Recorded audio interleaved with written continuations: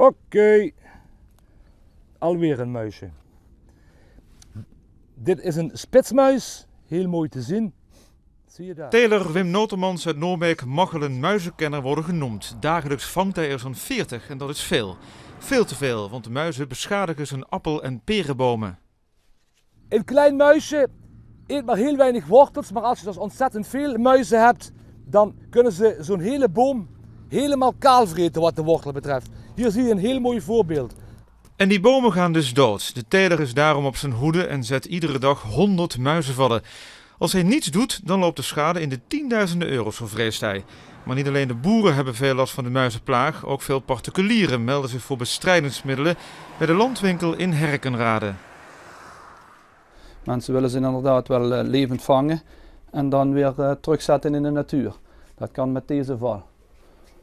Maar wat ook natuurlijk heel populair is, dat zijn de ouderwetse klapvallen. En dat zijn deze hier. Daar komen ze natuurlijk niet meer levend bij weg.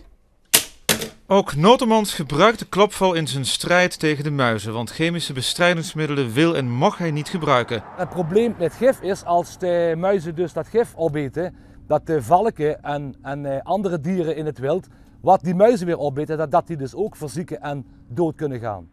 Of de vallen ook daadwerkelijk hebben geholpen, dat blijkt pas in het najaar, want dan moeten de bomen weer gaan bloeien.